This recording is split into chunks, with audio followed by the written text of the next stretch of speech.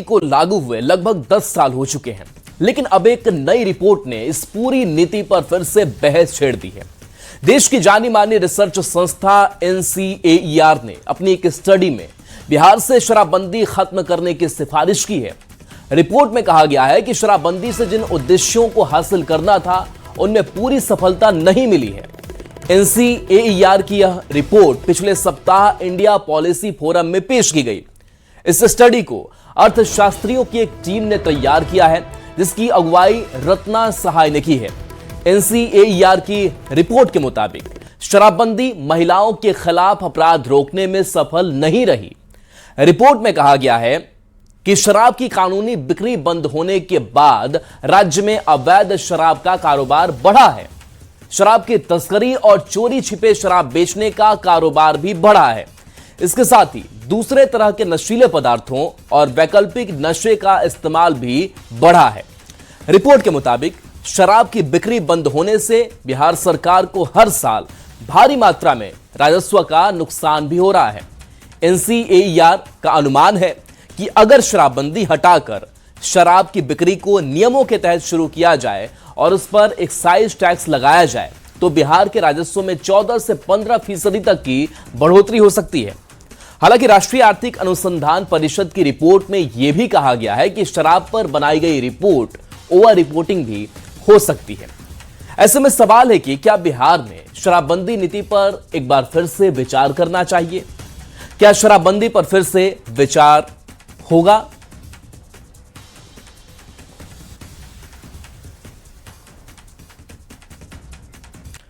अब यह जानना जरूरी है कि NCAER की स्टडी में क्या कुछ कहा गया है। तो NCAER की यह स्टडी बिहार में पूर्ण शराबबंदी के करीब 10 साल पूरे होने के दौरान यह तैयार की गई है, जिसमें कई खुलासे हुए हैं। अर्थशास्त्रियों की एक टीम ने इस रिपोर्ट को तैयार किया है, जिसकी अगुवाई रत्ना सहाय ने की है। अब देखिए, शराबबंदी हुई तो नशे के दूसरे रास्ते भी खुलते चले गए। रिपोर्ट में यह तर्क दिया गया है कि शराबबंदी के बाद राज्य में अवैध शराब का कारोबार बढ़ा है। दूसरे नशीले पदार्थों के इस्तेमाल में भी बढ़ोतरी हुई है। रिपोर्ट के मुताबिक शराब की बिक्री बंद होने के बाद शराब की तस्करी, अवैध बिक्री और दूसरे नशीले पदार्थों की खपत बढ़ने की भी बात इस रिपोर्ट में कही गई है। तीसरे पॉइंट की बात करें तो हर साल राजस्व का 14 से 15% नुकसान हो रहा है, यह भी इस रिपोर्ट में है। रिपोर्ट में दावा किया गया है कि शराबबंदी का एक बड़ा आर्थिक असर भी सामने आया है। शराबबंदी के कारण बिहार को हर साल अपने राजस्व का करीब 14 से 15% का हिस्सा गंवाना पड़ता है। अब देखिए, एक पॉइंट यह है कि NCAER ने सुझाव क्या दिए हैं। तो NCAER का सुझाव है कि बिहार में पूरी तरह शराबबंदी की जगह नियंत्रित और नियमों के तहत शराब की बिक्री शुरू की जा सकती है। सरकार शराब पर टैक्स लगाए और इससे मिलने वाले पैसों का इस्तेमाल शिक्षा, स्वास्थ्य, सड़क, बुनियादी सुविधाओं और रोजगार पर किया जाए। रिपोर्ट का तर्क है कि इससे सरकार को राजस्व भी मिलेगा और शराबबंदी लागू कराने में लगने वाले पुलिस प्रशासन के संसाधनों का इस्तेमाल दूसरे जरूरी कामों में किया जा सकेगा। अब देखिए, रिपोर्ट के अनुसार 2024 में महिलाओं के खिलाफ अपराध के मामले करीब 28,000 तक पहुंच गए हैं। तो शराबबंदी के बाद क्या कुछ चेंजेस भी आए, उसे भी समझना जरूरी है। 2012 से 2024 तक के आंकड़ों का हवाला देते हुए कहा गया है कि साल 2012 में करीब 11,000 मामले जो हैं वो सामने आए। 15.5 हजार ये मामले सामने आए, जो 2015 में करीब 14,000 रहे थे। 2016 की बात करते हैं तो करीब 12,000 ऐसे मामले जो हैं वो महिलाओं के खिलाफ उत्पीड़न के सामने आए और 2018 में आंकड़ा जो है वो करीब 17,000 का हो जाता है। 2019-20 में करीब 15.5 हजार मामले सामने आए। 2021 में करीब 18,000 मामले सामने आए, तो 2022 में करीब 20,000 मामले सामने आए। तो महिलाओं को क्या कुछ फायदा मिला या फिर नुकसान हुआ, इस डेटा के जरिए भी इसको समझने की कोशिश की गई है। 2023 में करीब 23,000 तो 2024 में करीब 28,000 मामले जो है वो सामने आए हैं। अब देखिए, वहीं NCAIR के शराबबंदी पर रिपोर्ट के बाद बिहार की सियासत तेज है। उत्पाद एवं मद्य निषेध मंत्री मदन सहनी ने रिपोर्ट को सही नहीं माना और शराबबंदी जारी रखने की बात कही।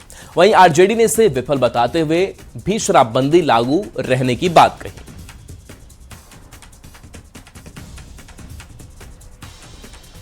नहीं, ये उनका अपना सर्वे हो सकता है, हम लोग इसको नहीं मानते हैं।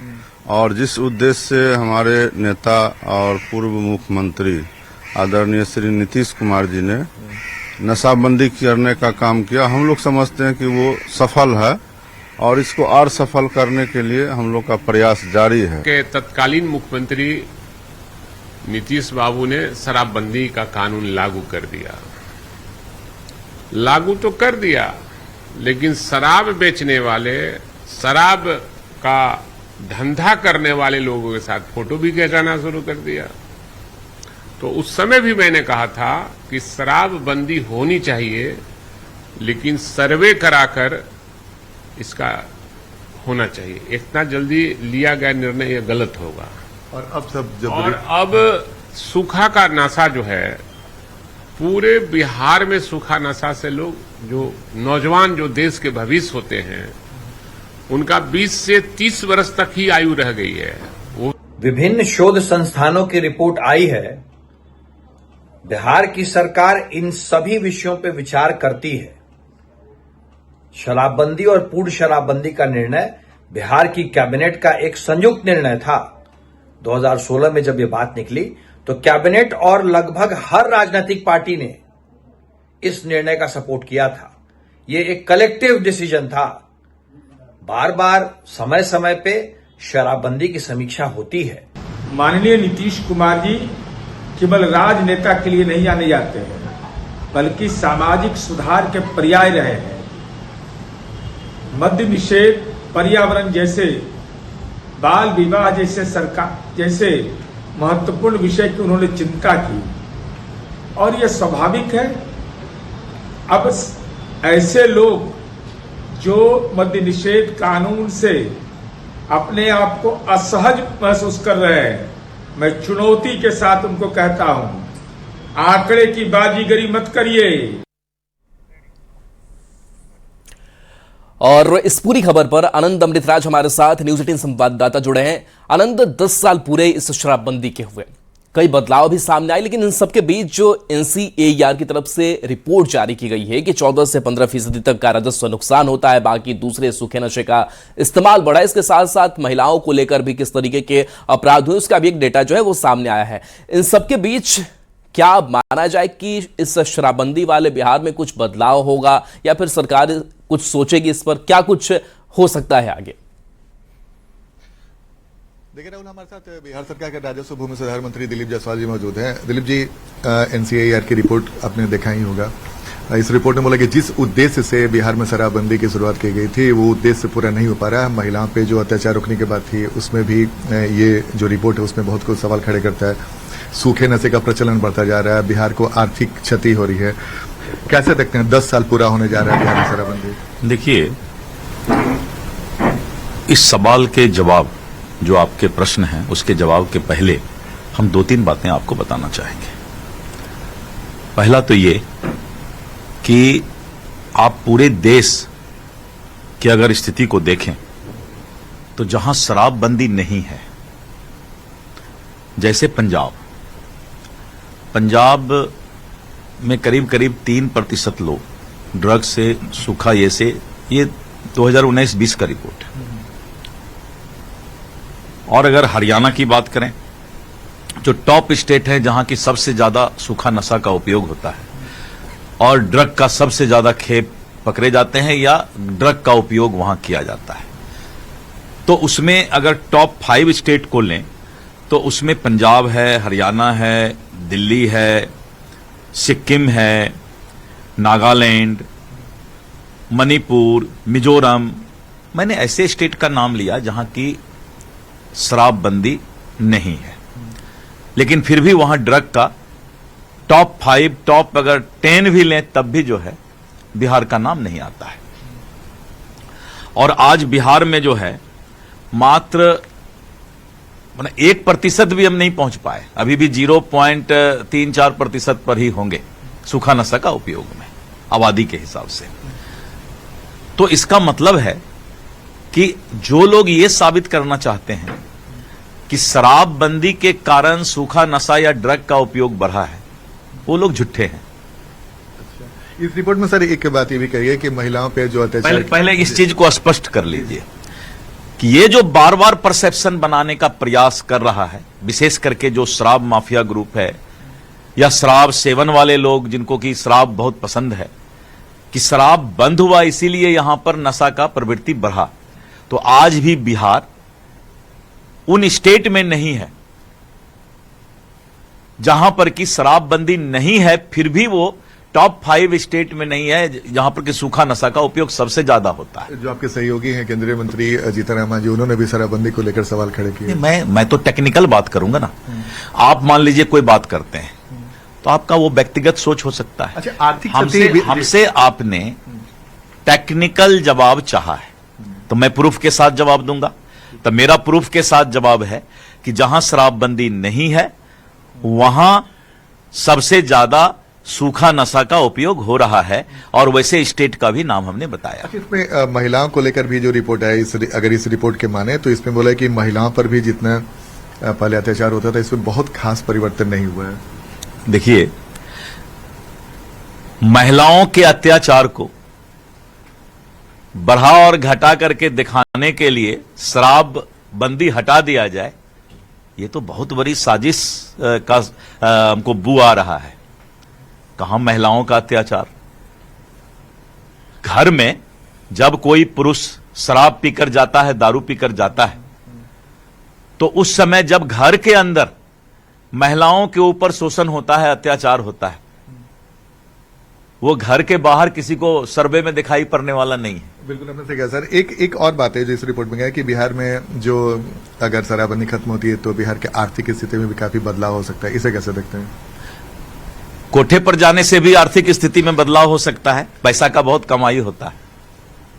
जो लोग बोलते हैं तो उनको बोलिए कि कोठे पर जाकर भी घर परिवार को भेज करके आर्थिक बढ़ाना है ना। तो संस्कार को गिरा करके हम आर्थिक स्थिति अपना बढ़ाना चाहते हैं, एक तरफ हम शराब के नशे में लोगों को ढाल करके और देश और बिहार का विकास करना चाहते हैं। मतलब ये कंट्राडिक्टरी लग रहा है, इस पर बहुत बड़े बहस की आवश्यकता है। इतना आसानी से कोई बात बोल दे कि शराबबंदी से आर्थिक क्षति हो रही है, इस पर बहुत बड़े डिबेट की आवश्यकता है। डिबेट यह है कि क्या गलत को अपना करके हम पैसा कमाएं, हम अपनी आर्थिक स्थिति मजबूत करें, तो यह सब डिबेट की बात है। यह इतना आसान बात नहीं है कि लोग जो है एकदम तुरंत अपना स्टेटमेंट दे देते हैं। तो यानी कि आप इस रिपोर्ट पे आपकी मैं रिपोर्ट पर राय नहीं दे रहा हूं, मैं तो मेरी जो समझ है मैंने उतना बता दिया कि आखिर शराब बंदी के बारे में इतना हंगामा है क्यों बरपा। मतलब बिहार सरकार शराबबंदी को लेकर कोई समीक्षा का मूड में नहीं है। अब बिहार सरकार का क्या मूड है, ये तो पूरे सरकार का कैबिनेट बैठेगा, सरकार के नेतृत्व बैठेंगे, तब वो अपना स्टेटमेंट या अपना रुख बता सकते हैं। ये तो दिलीप जायसवाल ने अपना रुख बताया है। दिलीप जायसवाल मंत्रिमंडल के सहयोगी। दिलीप, किसी एक मंत्री को पूरे सरकार का जो है रुख बताने का अधिकार नहीं है। तो सर, इस तरीके से जो बार बार बातें आती हैं बिहार में शराबबंदी को लेकर, इसके पीछे वजह आपको क्या लगती है? अलग अलग लोग, आजकल क्या है, समाज में इतने एक्सपर्ट लोग हो गए हैं कि उनको डाइजेशन का प्रॉब्लम है आजकल, तो उगलते रहते हैं, अलग अलग तरीके से उगलते हैं। मतलब खाली शराबबंदी पर नहीं, बैठे बैठे बहुत लोगों को जो है, बहुत लोग समाज सुधारक बन जाते हैं, बहुत सारे बात करने लगते हैं, लेकिन शराब खुलेगा तो सबसे पहले शराब पीने के लिए पहुंच जाएंगे। तो इस तरीके से जो भी बातें हो रही है शराबबंदी को लेकर, यानी कि अगर आप मंत्रिमंडल के सहयोगी हैं तो आपकी बात से अगर हम माने तो बिहार सरकार शराबबंदी को लेकर कोई समीक्षा के मूड में नहीं। देखिए, ये मेरा अपना व्यक्तिगत राय है जो मैंने रखा है, और मेरा राय स्पष्ट है कि इस तरह का गलत कंपैरेटिव चार्ट बना करके लोगों को भ्रम फैलाने का काम नहीं करें, सकारात्मक बात करें। शराब खुलवाना है तो सीधा बोलें कि शराब हम खुलवाना चाहते हैं। शराबियों को दिक्कत हो रहा है। दारू पीने वाले जो हैं, क्या बहुत लोग क्या बोलते हैं कि शराब बंदी है फिर भी दारू तो आ ही रहा है। वैसे लोगों को, मीडिया चैनल को, सभी को एक जागरूकता अभियान चलाना चाहिए कि शराब पीने से क्या हानि है। आप हमको एक चैनल बता दीजिए जिसने शराब पीने से जो हानि होता है उस पर जागरूकता अभियान के लिए डेली कोई प्रोग्राम करता हो। चले बिल्कुल आनंद, अब आगे बढ़ेंगे तो देखिए दिलीप जायसवाल की राय आप समझ रहे थे, लेकिन अब जो सियासत किस तरीके की हुई है वो भी आपने उन बयानों के जरिए समझा सुना। बढ़ते आगे, जेडीयू के राष्ट्रीय अध्यक्ष और राज्यसभा सांसद नीतीश कुमार के आवास पर बैठक हुई और कुछ और भी शराबबंदी पर जो रिपोर्ट सामने आई है, पहले उस पर कुछ रिएक्शन सामने आए हैं, वो आपको सुना देते हैं। अनुसंधान समिति की जो रिपोर्ट है जो नंदन नीलकंठी जी की अध्यक्षता में आई है, निश्चित तौर पर वो विचारणीय है और हमको लगता है कि बिहार सरकार पहले भी कई बार, हमारे नेता जीतन राम मांझी जी तो इस पर बोलते भी रहे हैं, क्योंकि देखिए कोई भी कानून हो तो उसका दोनों पक्ष होता है और निश्चित तौर पर पहले भी बिहार सरकार ने इस पर संज्ञान लिया, कई बार समीक्षा हुई, कई बदलाव भी हुए। इस बार भी हम लोग समझते हैं कि माननीय मुख्यमंत्री सम्राट चौधरी जी निश्चित तौर पर इस पर विचार करेंगे। अब सरकार इस पर विमर्श करती है नहीं करती है ये तो सरकार का पार्ट है, लेकिन हाँ इतनी बात जरूर है कि जो NCAER ने जो एक समीक्षा के माध्यम से एक सुझाव दिया है कि जिस सामाजिक बदलाव को लेकर के इस कानून को लागू किया गया था, क्या वो सामाजिक बदलाव हो पाया, और दूसरी तरफ आर्थिक लक्ष्य भी जो राज्य सरकार नहीं पूरा कर पा रही है, क्या उसमें कहीं ये शराबबंदी का कानून उनके लिए एक बाधक बन करके तो नहीं खड़ा है। 2016 में जब शराबबंदी कानून पर विचार चल रहा था तब नीतीश कुमार जी ने वादा किया था कि लागू करने के 2 साल के भीतर वो इसके सामाजिक और आर्थिक प्रभावों दुष्प्रभावों का अध्ययन करवाएंगे, इस पर रिसर्च करवाएंगे। लेकिन दुर्भाग्य से नीतीश कुमार जी पलटू राम तो थे ही, अपने इस वादे से पलटे, कोई अध्ययन नहीं हुआ। जेडीयू के राष्ट्रीय अध्यक्ष और राज्यसभा सांसद नीतीश कुमार के आवास पर बैठक हुई। नीतीश कुमार के 9 सुनहरी बाग आवास पर बैठक हुई, जिसमें जेडीयू सांसद दिलेश्वर कामैत, रामप्रीत मंडल, देवेश चंद्र ठाकुर, कौशलेंद्र कुमार समेत कई नेता मौजूद रहे। बैठक में राज्यसभा सांसद संजय झा भी शामिल रहे हैं। तो ये तस्वीर आपको दिखा रहे हैं जहां पर जेडीयू के राष्ट्रीय अध्यक्ष और राज्यसभा सांसद नीतीश कुमार के आवास की तस्वीर, दिल्ली स्थित आवास की तस्वीर है, जहां नीतीश कुमार के 9 सुनहरी बाग आवास पर बैठक हुई है। बिहार कैबिनेट की आज शाम महत्वपूर्ण बैठक होने वाली है। इस बैठक पर सभी की नजरें टिकी है। माना जा रहा है कि सरकार विकास से जुड़े कई बड़े फैसले ले सकती है। बैठक में रोजगार और निवेश को बढ़ावा देने से जुड़े प्रस्तावों पर भी चर्चा हो सकती है। इसके अलावा कई अन्य महत्वपूर्ण योजनाओं को मंजूरी मिलने की उम्मीद भी है।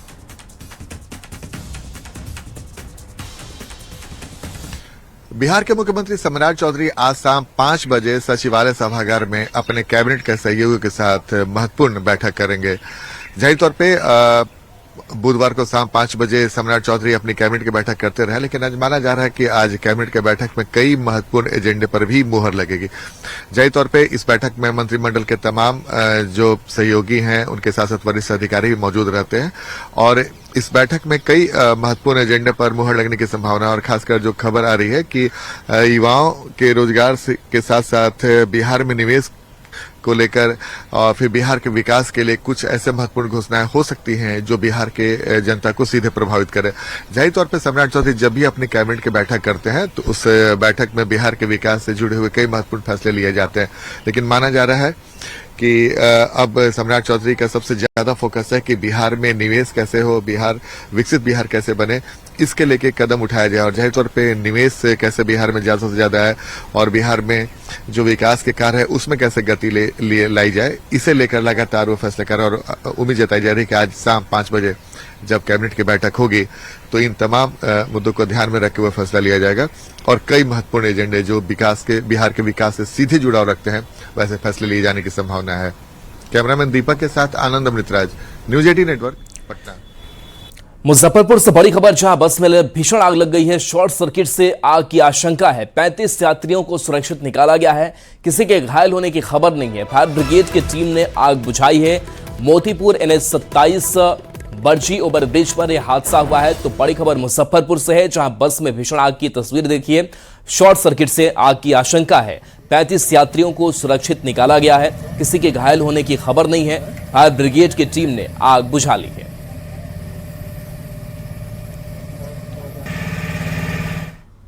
देखिए, मोतिहारी से मुजफ्फरपुर की तरफ बस जा रही थी, जिसमें करीब 35 लोग सवार थे और सभी लोगों को सुरक्षित वापस निकाल लिया गया है और किसी को कोई जख्मी होने का कोई भी सूचना नहीं है। सभी लोग सुरक्षित हैं और 12:45 में आग लगी थी, जिसमें 1:04 पे हमारी अग्निशमन वाहन की पूरा टीम यहाँ पे सबसे काम कर रही है।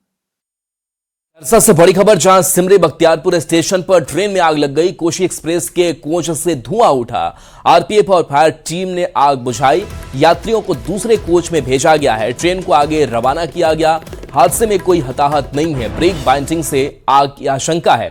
3 अगस्त को भी ट्रेन में आग लगी थी। तो ये तस्वीर आपको दिखा रहे हैं सिमरी बख्तियारपुर स्टेशन की, जहां पर देखिए कैसे आग भड़की हुई दिखाई दे रही है। कोच से धुआं उठा और हालांकि इस आग पर काबू पा लिया गया है। ब्रेक बाइंडिंग से आग की आशंका जताई जा रही है।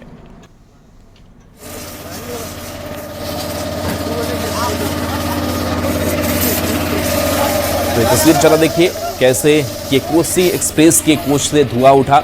हालांकि समय रहते आरपीएफ और फायर टीम ने आग बुझा ली। यात्रियों को दूसरे कोच में भेजा गया और ट्रेन को आगे के लिए रवाना किया गया। खबर मुजफ्फरपुर से है, जहां शराब तस्करों के नए तरीके ने उत्पाद विभाग की टीम को भी हैरान कर दिया है। सरैया थाना क्षेत्र के बखरा में खड़े एक मिनी ट्रक की जांच की गई तो पहली नजर में वह खाली दिखा। बारीकी से जांच करने पर ट्रक की पूरी बॉडी में गुप्त तहखाना मिला। तहखाना खोलने पर 125 कार्टन विदेशी शराब बरामद की गई, जिसकी कीमत करीब 20 लाख रुपए बताई जा रही है। शराब यूपी की बनी हुई बताई जा रही है। फिलहाल पुलिस ने ट्रक को जब्त कर कारोबारियों की तलाश शुरू कर दी है। जिसमें बॉडी में सेटिंग है, भारी मात्रा में शराब भरा हुआ है और लावारिस अवस्था में बखरा चौक NH-722 थाना सरैया में लगा हुआ है। सूचना के उपरांत एक टीम गठित कर वहां भेजा गया और इस गाड़ी की छानबीन की गई। इसमें गाड़ी में चारों तरफ बॉक्स बनाया हुआ है और बॉक्स के अंदर अफसर चॉइस ओरिजिनल विस्की 180 ml का टेट्रा पैक में आता है, जिसमें से 124 पेटी बरामद हुआ। मोतिहारी से बड़ी खबर है, जहां एसएसबी ने 2 संदिग्ध युवकों को पकड़ा है। हीरापुर गांव के पास कार्रवाई हुई है। 200 नशीली गोलियां बरामद की गई है। 2 ग्राम गांजा और मोबाइल भी मिला है। 2 मोटरसाइकिलें भी जब्त की गई है। सद्दाम मंसूरी, अब्दुल बारी गिरफ्तार किए गए हैं। भारत से नेपाल जाने की फिराक में दोनों थे। तो ये बड़ी खबर मोतिहारी से, जहां एसएसबी ने 2 संदिग्ध युवकों को पकड़ा है। हीरापुर गांव के पास कार्रवाई हुई है।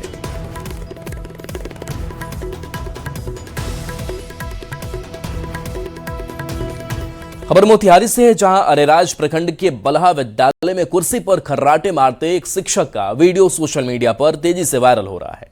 स्कूल के छात्र के अभिभावक ने लगातार शिकायत पर वीडियो बनाया और वायरल कर दिया। वीडियो शिक्षा विभाग की धरातल की पोल खोल रहा है। वायरल वीडियो अरेराज प्रखंड के नवसृजित प्राथमिक विद्यालय बलहा अहिटोली का बताया जा रहा है। स्कूल में 45 नामांकित बच्चे हैं। इसके बावजूद इस तरह की तस्वीर का आना कई सवाल खड़े करती है।